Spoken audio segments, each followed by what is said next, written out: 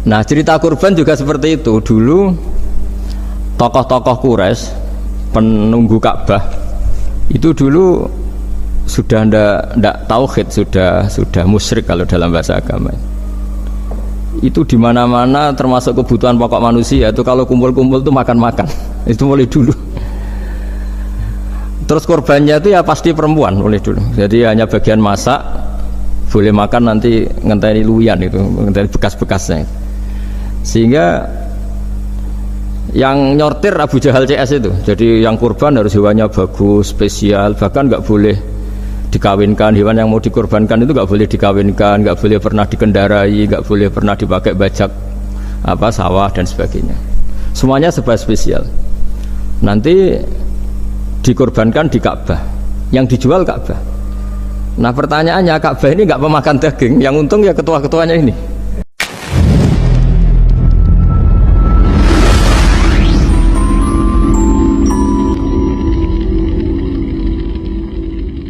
Bismillahirrahmanirrahim. Subhanaka la ilma lana illa ma 'allamtana innaka antal alimul hakim.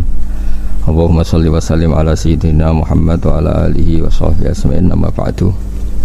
Yang sangat saya hormati Dekan Fakultas Kedokteran UGM, juga putri dari Profesor Zaini, Profesor Ova Amelia, yang terhormat Dr. Naini, Dr. Profesor Dr. Madharina Zulia, dan semua yang hadir, termasuk teman kami Dr. Zulfikar, semua teman-teman kru, semua yang dari UGM, semua pendengar yang sangat saya hormati. Saya tidak akan cerita tentang perspektif kesehatan karena ini wilayah yang nangani kesehatan. Mereka lebih spesifik, lebih tahu. Tapi saya akan cerita tentang sejarah kurban. Tanggal 17 Juli yang lalu kami pas sowan Pak Quraisy Shihab. Beliau adalah teman Profesor Zaini, abahnya Mbak Ova ketika di Al-Azhar. Ketika Profesor SMA di sana, Pak Quraisy, itu Pak Zaini kakak angkatannya. Jadi dekat sekali, dan alhamdulillah kemarin Mbak Najwa juga sambung langsung sama Profesor Ova lewat adik saya, Mama itu. Dan ini itu Bufa, sangat penting ya. Jadi kalau dalam tradisi agama itu silaturahim adalah menyambung sesuatu yang seharusnya tersambung. Saya masih ingat pesanan Pak Zaini, berkali-kali beliau bilang saya, agama yang masuk negara nggak konflik itu diantaranya paling spesial itu Indonesia, karena para wali ini mendampingi kultur daerahnya tapi tidak benturan. Misalnya kalau orang Jawa dulu pakai sesajen di sawah-sawah, katanya dimakan penunggunya. Ya penunggunya sawah itu kalau dulu ya pikirannya itu makhluk gaib. Di era modern ya penunggunya itu ya kambing, ayam itu. Jadi ya memang yang makan itu akhirnya. Tapi dulu itu aneh, diistilahkan dimakan penunggunya. Kalimat penunggu itu apa ya gak jelas, apa dengan tanda petik, apa penunggu betul gak jelas. Wali-wali datang tidak mengkafirkan itu, tapi terus dirubah jadi sedekah ke tetangga-tangga. Jadi kultur itu nggak dilawan, tapi cukup diubah. Jadi makani demit menjadi sedekah ke tetangga. Nah cerita kurban juga seperti itu. Dulu tokoh-tokoh Quraisy penunggu Ka'bah itu dulu sudah ndak tauhid, sudah musyrik kalau dalam bahasa agama. Itu di mana-mana termasuk kebutuhan pokok manusia itu kalau kumpul-kumpul tuh makan-makan. Itu mulai dulu. Terus korbannya itu ya pasti perempuan mulai dulu. Jadi hanya bagian masak, boleh makan nanti ngenteni luyan itu, ngenteni bekas-bekasnya. Sehingga yang nyortir Abu Jahal CS itu. Jadi yang kurban harus hewannya bagus, spesial, bahkan nggak boleh dikawinkan. Hewan yang mau dikorbankan itu nggak boleh dikawinkan, nggak boleh pernah dikendarai, nggak boleh pernah dipakai bajak sawah dan sebagainya. Semuanya serba spesial. Nanti dikorbankan di Ka'bah, yang dijual Ka'bah. Nah pertanyaannya, Ka'bah ini nggak pemakan daging, yang untung ya ketua-ketuanya ini, karena Ka'bah tidak doyan daging. Dan itu ya di atas namakan Allah, ini demi taqarrub ila Allah, demi itu. Sehingga mereka bilang waqalu hadhihi an'amu wa harsun hijrul la yat'amuha illa man nasa'u bi za'mihim. ini hewan kurban harus spesial dan yang berhak makan hanya orang-orang spesial, yaitu para penunggu Ka'bah, para sadanatul bait. Tapi karena mereka sudah tidak benar, tidak jujur, Islam mau merubah tradisi itu. Tapi kalau tradisi itu dirubah, maka Islam akan terkenal pelit, karena dari acara makan-makan menjadi tidak ada makan-makan. Jadi kadang kebenaran itu harus diganti dengan sesuatu yang tidak ekstrim, karena tadi dari acara makan-makan menjadi sama sekali nggak makan-makan. Maka terus diganti oleh Islam dengan kalimat udhiyah, dengan kata kurban. Nah, kenapa itu harus terjadi? Karena kurban itu sebetulnya syariatnya Nabi Ibrahim, di mana orang Mekah itu memang turunan Nabi Ibrahim, sehingga sisa-sisa makan-makannya masih. Cuma mulai ada melenceng, ada sesajen, ada khurafat, ada bid'ah. Kemudian itu mulai masalah. Terus Rasulullah Muhammad SAW datang ingin benahi itu. Tapi yang dibenahi adalah menghilangkan kemusyrikannya, bukan makan-makannya. Akhirnya diganti oleh udhiyah. Nah, kenapa ada kurban? Kalau dalam banyak literatur, Nabi Ibrahim alaihissalam itu nabi yang paling, dengan tanda kutip, mengklaim kalau beliau itu orang paling sayang kepada Allah, paling dekat kepada Allah. Nggak ada yang dicintai selain Allah. Beliau memaklumatkan itu baik secara lisan maupun di gemuruh hatinya, di bisikan hatinya, di detak jantungnya, pikirannya seperti itu. Pas itu beliau belum punya putra, karena beliau termasuk lambat punya anak. Suatu saat ditakdir punya putra, yaitu Ismail. Pas seneng-senengnya jalan, pas seneng-senengnya punya anak, sama Allah disuruh nyembelih. Anak kamu harus kamu sembelih. Ibrahim kaget. Kenapa ya Allah? Kamu adalah orang yang sering ngomong bahwa yang paling kamu cintai saya. Tapi setelah ada anak kamu, kayaknya enggak. Protes Nabi Ibrahim, lah. Yang benar Gusti, iya harus anak kamu. Karena beliau kadung janji, kadung komitmen yang paling dicintai Allah, tidak ada yang lain. Saya akan mencintai engkau ya Allah, meskipun harus mengorbankan anak saya. Sehingga cerita terus disyariatkannya kurban itu.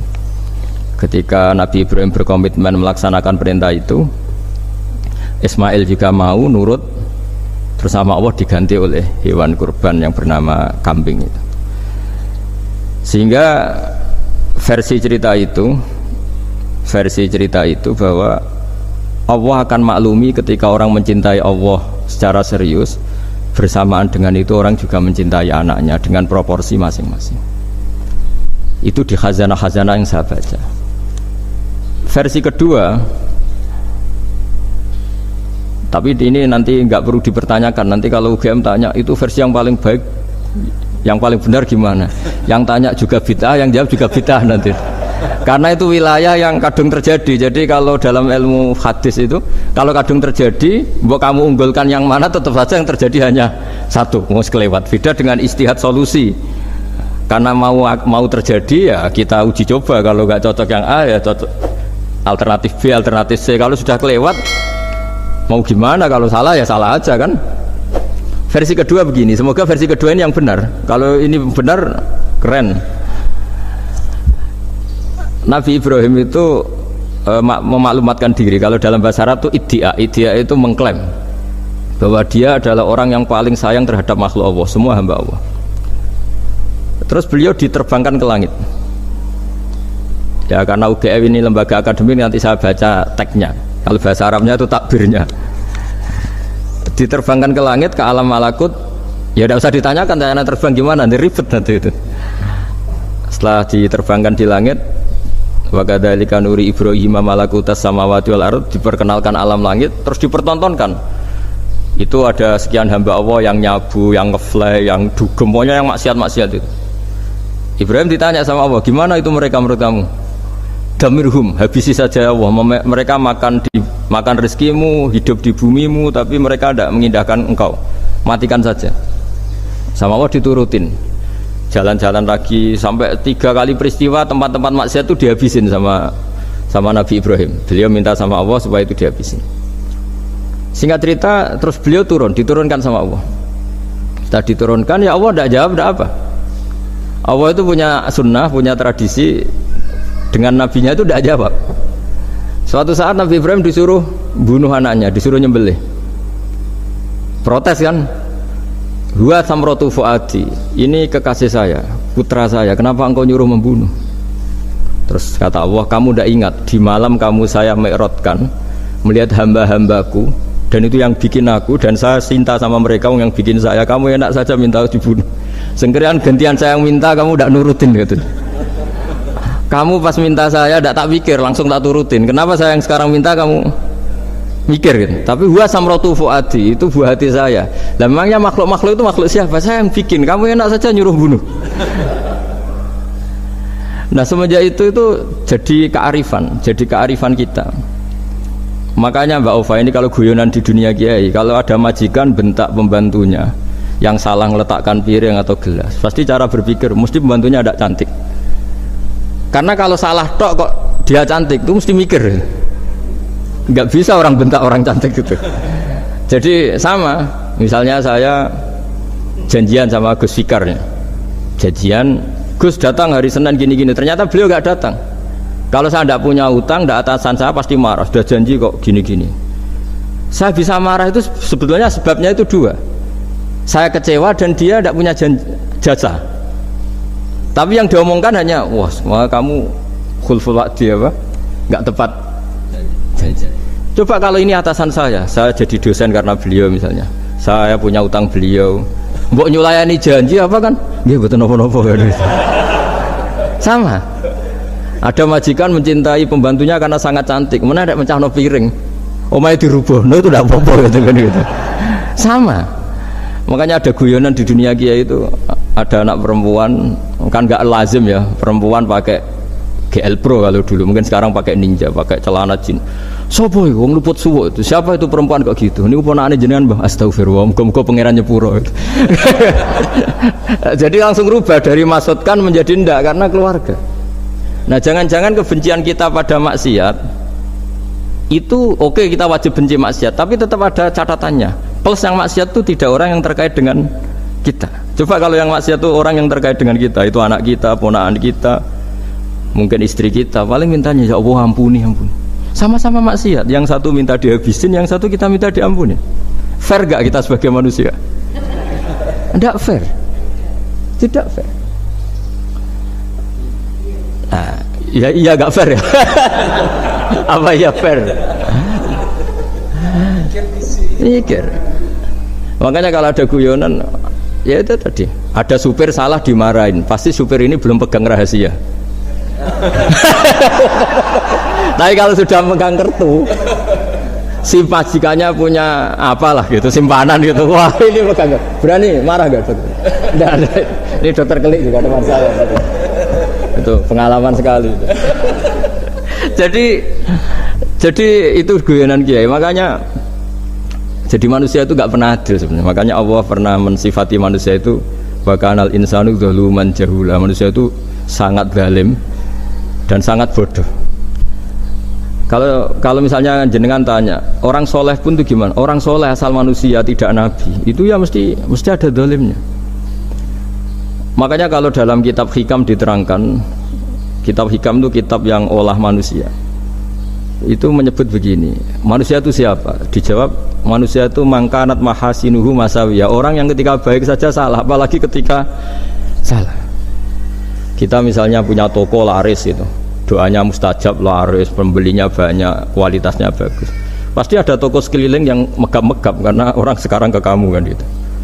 Sama di kampus ya gitu, kalau ada kampus besar yang lain pasti ke masjid, terhalangi karirnya di semua, sehingga orang supaya terus merasa salah. Rabbana dzalamna anfusana, meskipun kita sedang benar pun.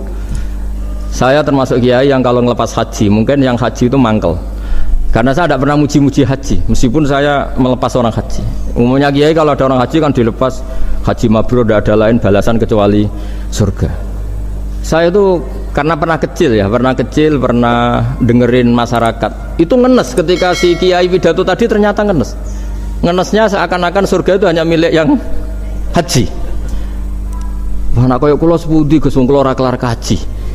Semenjak itu setelah saya jadi kiai ya dendam juga. Akhirnya setelah saya jadi kiai kalau ngaji orang yang haji mabrur balasannya surga, orang yang fakir sabar juga surga. Orang yang sering dimarahin istri juga surga, kata pokoknya surga terus. Sampai yang mau haji itu, Gus, gimana kok bakas kita kok sama dengan mereka? Ya karena saya ada ulama pesanan, kata gitu. Jadi artinya gini, ketika Anda muji ibadah haji, jangan kira yang ngenes tidak banyak, yang ngeluh juga banyak, karena mereka ada takdir gak mampu haji. Itu hebatnya Islam. Islam juga datang dengan solusi-solusi. Misalnya Jumatan itu hajinya orang miskin, orang yang ingat Allah mulai subuh sampai matahari terbit juga sama dengan umroh. Jadi karena tidak semua orang itu mampu haji.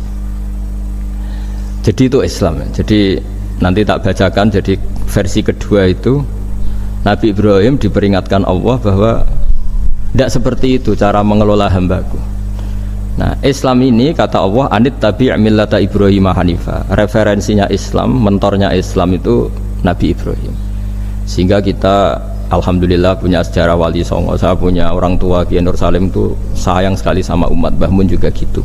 Saya sama Profesor Zaini itu sudah mulai tahun 2000 terus tiap hari ketemu juga nggak pernah kecewa. Beliau itu pernah disalahpahami, mungkin Bu Ova belum dengar ini. Pernah disalahpahami karena beliau itu tangan kanannya kan agak kuat. Jadi kalau ngambil papa itu pakai tangan kiri. Itu pernah disalahpahami ya, mungkin orang hasud karena tidak mengkonfirmasi langsung mengklaim beliau itu kiai profesor kalau apa-apa pakai tangan kiri. Kira-kira pertanyaan sunnah rasulnya mana kan gitu. Beliau itu ya hanya corong Jawa itu berambang, agak nangis tapi tidak sampai keluar air mata tapi berambang. Terus beliau bilang gini ke saya, seharusnya gimana Mas Pak? Ya kalau Pak Zaini ingin jadi wali ya tidak usah menjelaskan. Kalau Pak Zaini ingin menjelaskan berarti ingin diakui makhluk. Tapi kalau nggak dijelaskan mereka salah paham terus. Tapi cepat jadi wali karena sudah mulai mengabaikan apa kata mereka. Tapi kalau menjelaskan ya enggak. Ya lama jadi walinya, tapi bagusnya orang nggak salah paham. Pak Zaini tertawa-tawa dok. Jadi wali apa enggak? Jadi saya tuh lama sekali sekamar dengan beliau ada di Badan Wakaf ya Mas Fajar ya. Badan Wakaf yang atas itu kan dulu tempatnya Pak Rektor kan kosong. Nah itu kita tempati sama Pak Zaini bertahun-tahun tiap hari diskusi. Dan nggak pernah ceritanya beliau itu penting karena seneng guyon. Memang khasnya ulama itu seneng guyon.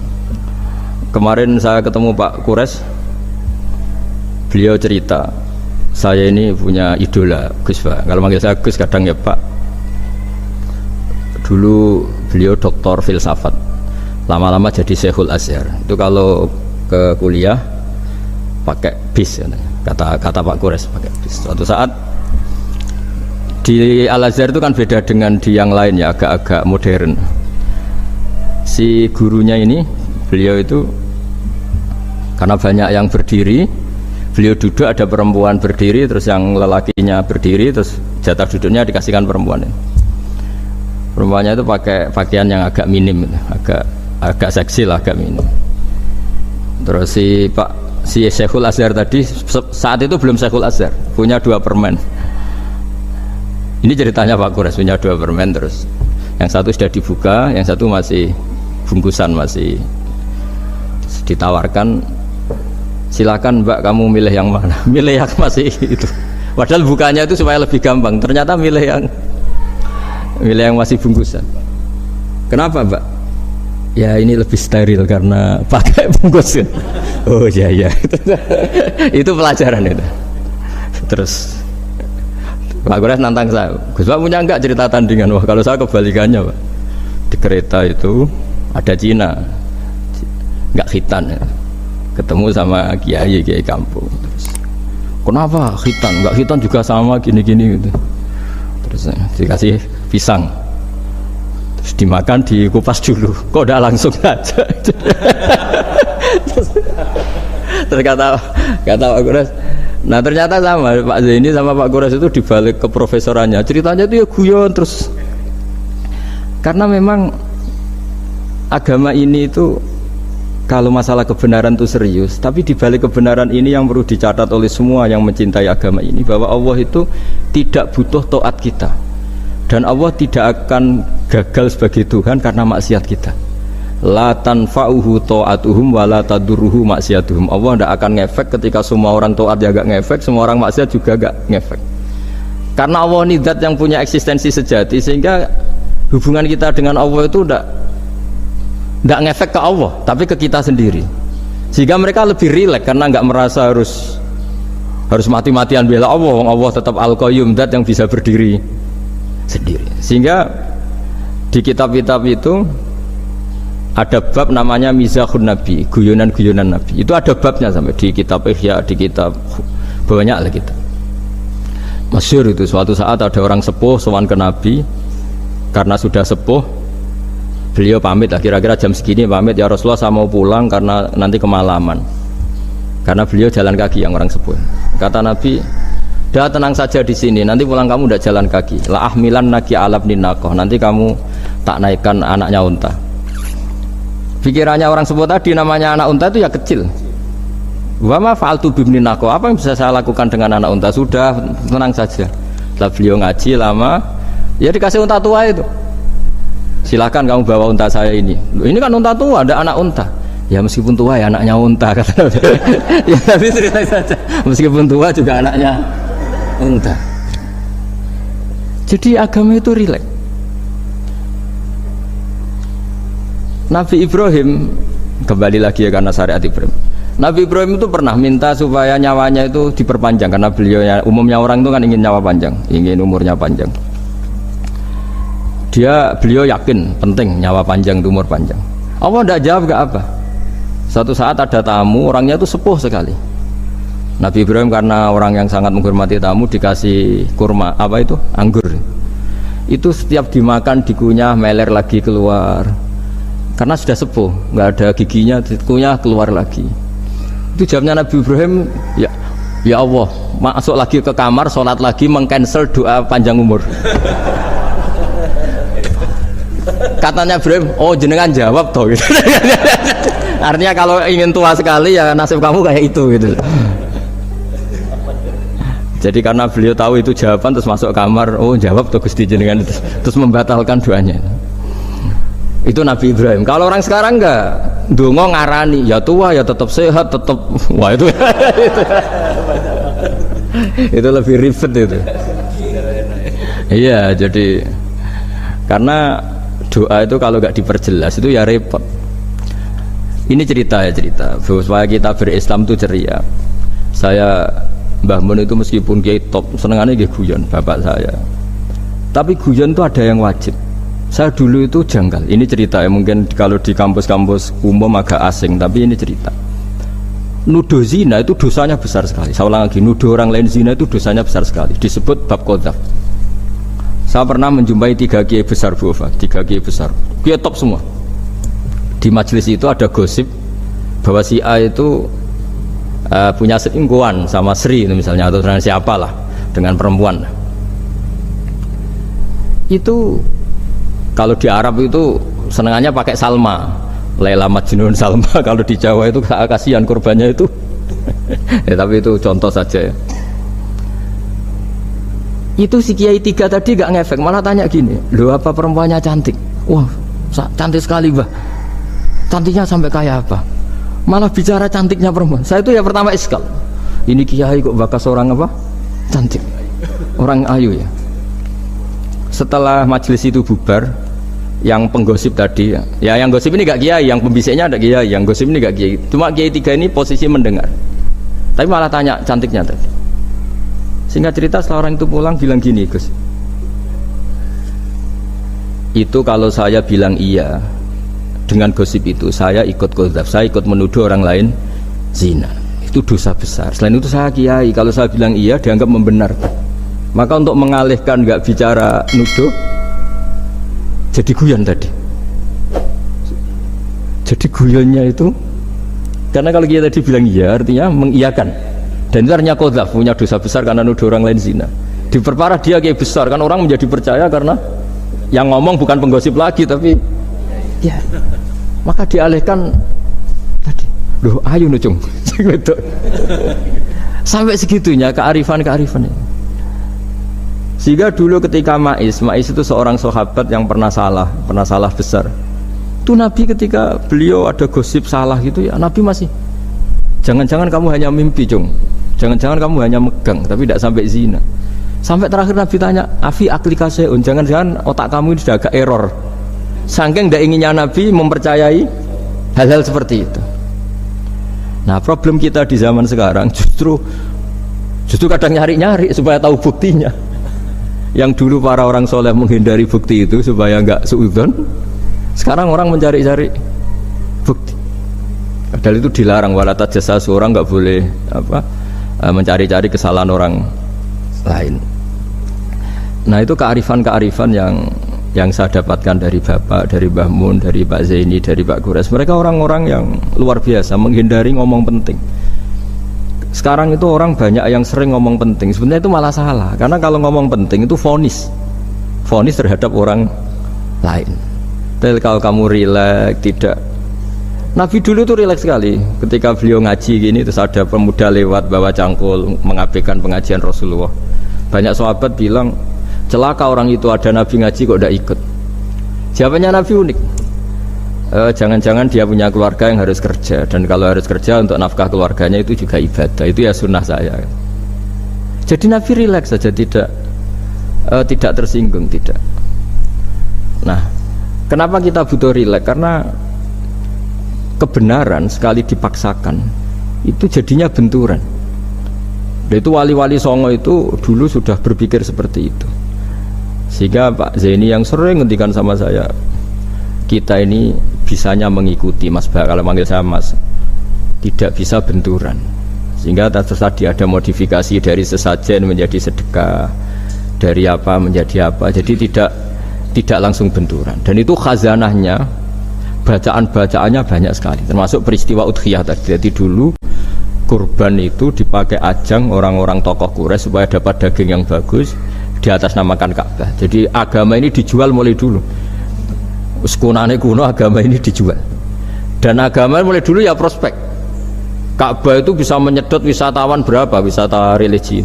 Sehingga dulu ada Ka'bah tandingan, perhitungannya juga ekonomi.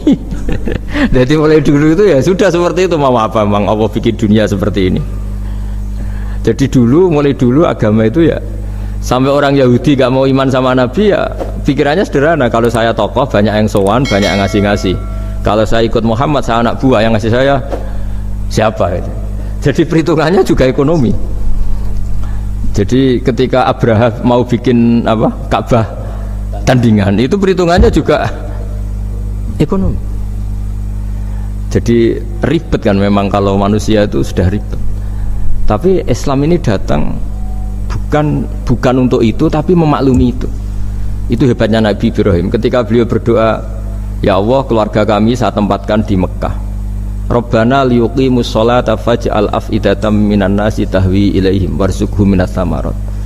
Cuma menurut Islam dibalik, ya Allah, kita ini ingin anak-anak kami ini bersujud kepada Engkau, ingin anak-anak kami ini melakukan sholat. Tapi mereka ini manusia yang untuk ketahanan hidupnya butuh makan, butuh rizki, butuh ekonomi. Maka tolong ekonominya dijaga ya Allah. Jadi dibalik, demi sholat menjaga ekonomi. Jangan dengan demi ekonomi meninggalkan sholat. Jadi dibalik, jadi demi sholat menjaga ekonomi. Juga termasuk menjaga politik. Andaikan tidak ada orang Islam yang cakap politik, terutama yang soleh-soleh, kemudian negara bikin aturan ala mereka, sholat dianggap larangan, pengajian dianggap larangan, juga repot. Makanya mulai dulu kiai-kiai itu ya politik, karena nggak ingin negara ini diatur oleh orang yang anti sholat, anti agama. Karena kalau negara terserah yang sedang jabat, kemudian yang jabat tidak soleh, bisa nganggap maksiat-maksiat tidak ilegal, yang pengajian justru ilegal. Nah, di sini kenapa banyak orang-orang soleh dulu ya rata-rata ya berpolitik, mulai sebelum kemerdekaan sampai setelah kemerdekaan. Jadi itu ada filosofinya. Nah, bahwa ada oknum-oknum yang tidak seperti itu ya monggo, itu oknum. Tapi sebetulnya awal-awalnya kenapa banyak orang soleh yang politik, karena nggak ingin negara ini dipimpin oleh orang-orang yang anti agama, anti kebaikan. Sehingga berkahnya apa? Berkahnya negara ini berkonstitusi secara Islami. Meskipun tidak negara Islam, tapi tadi hak-hak asasi manusia terjaga, hak belajar, hak beragama, hak ibadah. Coba bayangkan kalau kita jadi korut, Korea Utara kan pusing. Jadi, nah itu uniknya, lagi-lagi ini cerita uniknya. Itu mulai dulu itu tidak ada benturan. ketika ada Masumi, ada Partai NU, ada macam-macam. Muhammadiyah datang di Jogja itu Mbah Ahmad Dahlan itu teman dekatnya Mbah Hasyim. Saya tahu banyak tentang, namanya dulu Darwis. Itu dulu ngajinya sama pernah buyut-buyut Qiyami di sini. Dulu ngaji Mbah Soleh Darat, Mbah Ahmad Dahlan sama siapa itu Mbah Hasyim. Ketika di Mekah yang Mbah Ahmad Dahlan ngaji Syekh Khotib Minangkabau itu ya sama Mbah Hasyim. Nah kebetulan Mbah Ahmad Dahlan hidup di Jogja yang zaman itu sudah khurafatnya kayak apa, karena ada sistem agama yang sangat, menurut beliau sangat jauh dari Islam yang murni. Terus beliau revolusinya seperti itu. Yang Mbah Hasyim nempat di Jombang. Nah itu kan murni ilmu sosial, murni muqtadul hal. Terus beliau punya metode yang berbeda, tapi nggak masalah, mulai dulu nggak masalah. Kemudian yang, jadi kalau yang kadang-kadang memasalahkan tuh ya memang yang nggak tahu masalah. Sebenarnya dulu itu ya biasa aja, karena ya itu urusan metode, urusan. Saya teruskan masalah udhiyah. Jadi yang diceritakan Nabi Ibrahim tadi, bahwa benci seseorang kita atas namakan maksiat itu tidak segampang itu, karena jangan-jangan kebetulan yang maksiat itu keluarga kita. Apakah kita punya kebencian yang sama saat yang maksiat itu keluarga kita, atasan kita, teman kita? Ya kayak tadi, kalau saya corong jo dibelenjani janji, ada orang janji sama saya nggak tepat waktu, saya bisa marah, itu pasti sebabnya jelas, itu bawaan saya nggak berjasa sama saya. Kalau kata dokter Gelik nggak cantik ya. Tapi kalau itu orang yang misalnya rektornya bilang, maaf ya saya tidak bisa datang hari ini, tidak apa-apa. Pasti manut itu. Atau yang nyelayan janji kiai itu, cuma ngurus itu teko itu, ini betul nopo-nopo. Gayanya aja kita marah karena khulful wa'di apa, ingkar janji. Sama. Intinya Nabi Ibrahim itu, coba kalau yang maksiat itu anak kamu berharap saya ngasih tobat kan, bukan langsung tak habisin kan. Intinya Allah ingin bilang ke Nabi Ibrahim, andai kan yang maksiat itu anak kamu, ingin saya menghabisi apa tak kasih tobat? Ya kasih tobat ya. Ya seperti itu saya yang bikin. Maka di Al-Azhar sana, kalau cerita orang-orang alim itu masyhur ini, ada tempat maksiat mau dihabisin sama orang-orang yang sangat keras. Ketemu Syekh Mutawalli Sa'rawi, ditanya, andai kan mereka mati saat maksiat, itu mereka ke surga apa ke neraka? Ya ke neraka. Terus ditanya sama Syekh Mutawalli, kalau mereka ke neraka, akan adzalika muradan Nabi, apa seperti itu yang digandaki Nabi, umatnya mati terus masuk neraka karena belum tobat? Tidak, Nabi inginnya mereka tobat dulu. Ya sudah, jangan dihabisin, kamu berproses ikut mentobatkan mereka. Kebetulan ini mau mendengar. Jadi kita lunak, kita baik itu ya semuanya ingin la'allahum yarji'un, semoga mereka kembali, mereka tobat. Bukan lunak dengan arti mengakui maksiat itu satu kebaikan, itu yang bahaya. Kalau lunak sampai mengakui itu maksiat itu kebaikan, itu bahaya sekali. Tapi kita lunak karena kita ingin berproses untuk bertobat. Karena tadi, kalau kita punya nurani itu mesti, andai kan yang maksiat itu anak kita, atau teman dekat kita, atau orang yang berjasa sama kita, apa kita bisa tegas? Kira-kira gimana? Bisa kamu tegas sama anak kandung? Berat. Ditantang minggat saja pusing gitu. Ya makanya terus, ini saya baca teks aslinya ya, supaya mungkin sebagian yang punya kitabnya atau memang punya tradisi akademik supaya mendengar ini. Saya baca ini versi yang kedua ini di kitab Hikam. Kitab Hikam itu termasuk kitab pegangan para kiai, halaman 4 juz 2. Diredaksikan gini, waqad adzabahu ta'ala, ini masih tentang kurban. Waqad adzabahu ta'ala khalilahu Ibrahim fi ba'di mawatinihi al-azimah. Jadi Allah kalau dalam bahasa Arab memberi teguran itu namanya takdib. Makanya kalau orang nakal itu, kalau orang Jawa bilang kurang ajar. Sebenarnya ajar itu kan tahun ajaran baru. Ajar itu kan barang baik. Ya kan disebut tahun ajaran baru. Pengajaran, ajar itu kan barang baik. Jadi kalau kurang ajar berarti kurang baik. Itu bahasa Arabnya orang yang kurang ajar perlu diajari. Itu kalau orang Arab bilang ditakdib. Diwarai toto kromo, diadabkan. Jadi belum punya adab diadabkan. Ya, itu udah, tapi tentu Nabi Ibrahim nggak sampai kurang ajar. Ini kan cerita bahasa ya. Jadi kalau sebenarnya ajar itu udah buru-buru kurang ajar, berarti orang ini kurang pelajaran, kurang. Tapi di Jawa itu agak salah kaprah. Kalau kurang ajar itu ekstrim. Misalnya duduk di meja itu disebut kurang ajar. Sebenarnya ada se-ekstrim itu. Saya teruskan ya. Terus wa 'allamahu kaifa yatakhallaqu bihadzal khuluqil karim inda tilaihi alal asrar. Terus disebutkan anak Ibrahim annahu arhamul khalqi qol farafa'ahu wa ta'ala hatta asyrafa ala ahlil ardi. Nabi Ibrahim diterbangkan ke langit sehingga melihat di bumi yang maksiat-maksiat itu. Faqala ya rabbi damirhum, habisi saja. Terus faqala wa ana arhamu bi ibadi minka ya Ibrahim ihbit fala allahum yatubun wa yarjiun. Jadi setelah permintaannya semua dikabulkan, dihabisin sama Allah, terakhir cobalah kamu sekali-kali dakwah ke mereka. Kamu belum pernah dakwah kok tahu-tahu minta mereka dihabisin. Coba kamu dakwah, jangan-jangan mereka mau kembali. Nah terus sebagian cerita itu terus diteruskan ketika suatu saat Ibrahim akhirnya diminta menyembelih putranya. Inni arafil manami anni atfahuka fangzur madza tara falamma tashammara lidzalik wa akhadha sikin biyadihi qala Allahumma hadza waladi wa thamratu fuadi wa ahabbun nasi ilayya. Ya Allah, ini buah hatiku, ini orang paling saya cintai, kenapa engkau menyuruh ini supaya saya bunuh? Terus beliau dijawab sama Allah, ama ta'lamu anni rahimun bi ibadi kama anta syafiqun bi waladik fa idza sa'altani ihlaka abdi as'aluka dzabha waladik wahidan bi wahidin. Jadi kalau dulu kamu minta supaya hamba saya tak habisin karena maksiat, sekarang saya juga minta kamu menghabisi anak kamu. Tapi ini kan anak saya, sama itu hamba saya yang bikin juga saya kan. Nah semenjak itu Ibrahim dianggap sebagai bapak kasih sayang, karena semenjak itu terus beliau orang yang paling sayang. Sampai ada 3 nabi yang menjadi metodenya Rasulullah SAW sebagai mentornya. Kalau Nabi Nuh melihat kemaksiatan langsung bilang Rabbi la tazar alal ardi minal kafirina dayara, habisi semua ya Allah. Tapi kalau Nabi Ibrahim apa? Faman tabi'ani fa innahu minni wa man asani fa innaka ghafurur rahim. Orang yang ikut saya ya karuan kelompok saya, dan yang sebelum ikut semoga engkau mengampuni. Tentu lewat proses dakwah, lewat proses. Nah, Wali Songo, kembali ke Wali Songo dan para guru-guru kita itu seperti itu semua. Jadilah Islam yang di Indonesia Islam rahmatan lil alam itu konstruksinya ya dari ilmu-ilmu seperti ini, bacaannya seperti ini. Karena ternyata kita tegas tadi ujung-ujungnya karena itu tidak cantik, tidak atasan kita, tidak berjasa sama kita. Kamu kalau ada supir telat, supir kok telat datang kantor gini, pasti supir itu belum pegang rahasia. Setelah pegang rahasia tak jamin aman itu meskipun telat. Karena lebih ngeri pasti.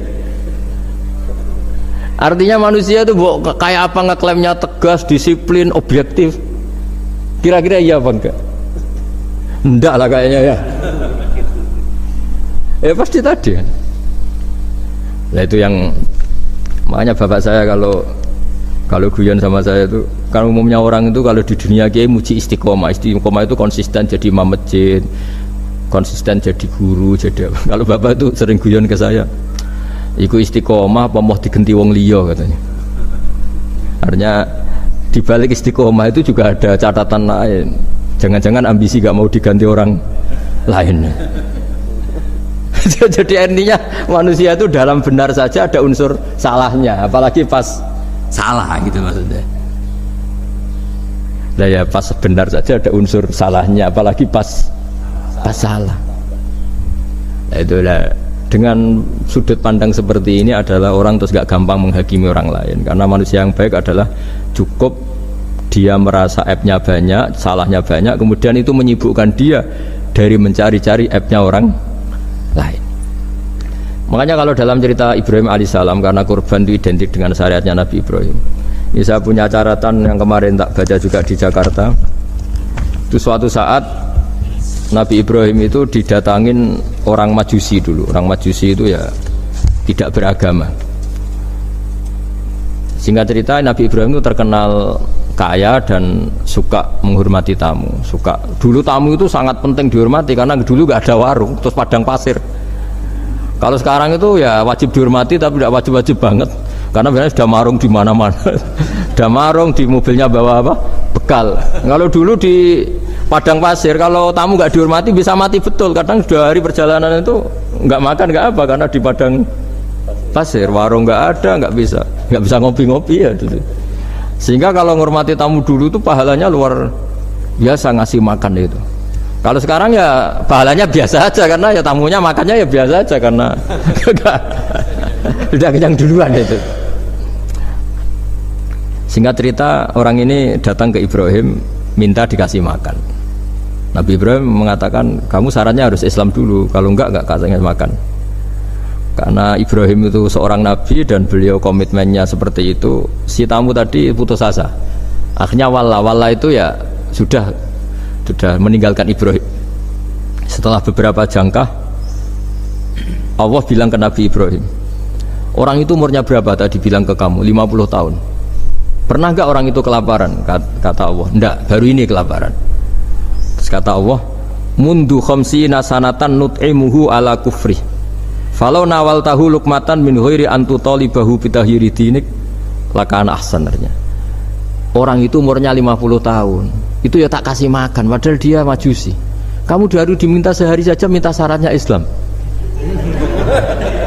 Terus itu ada di kitab apa Ar-Risalah Al-Qusairiyah di halaman 262. Jadi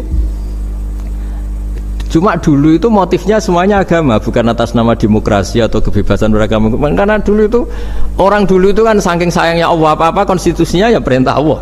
Dan ternyata perintah Allah seperti itu. Akhirnya dipanggil. Kemana ya majusi ke sini tak kasih makan. Terus majusinya kan kaget. Ada apa? Kenapa kamu rubah? Ditegur Tuhan.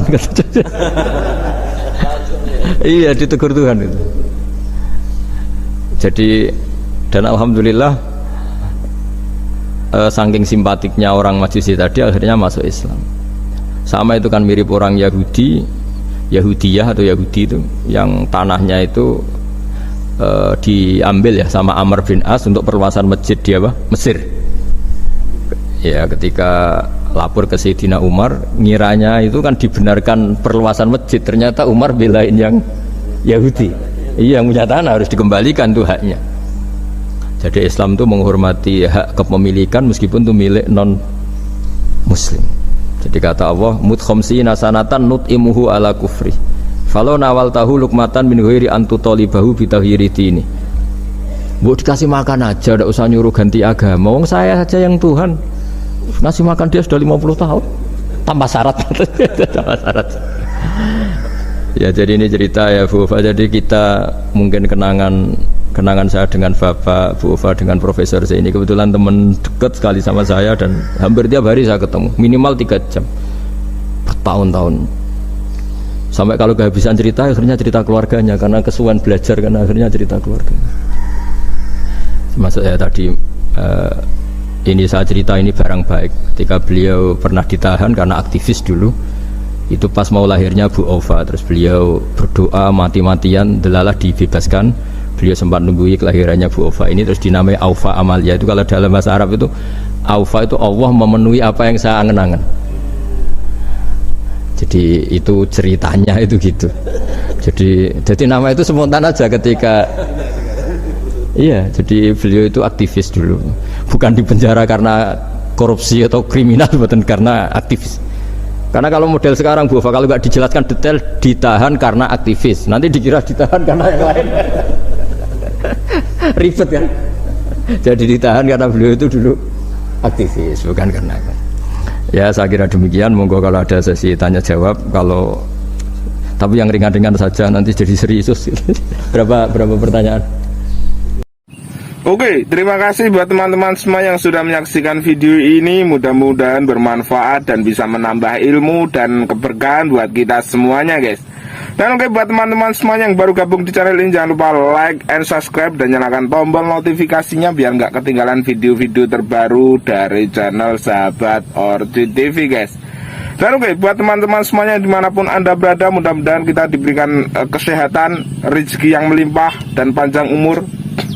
Oke, terima kasih. Salah-salah dari kami, mohon maaf. Ada kekurangan. Wassalamualaikum warahmatullahi wabarakatuh. Bye-bye.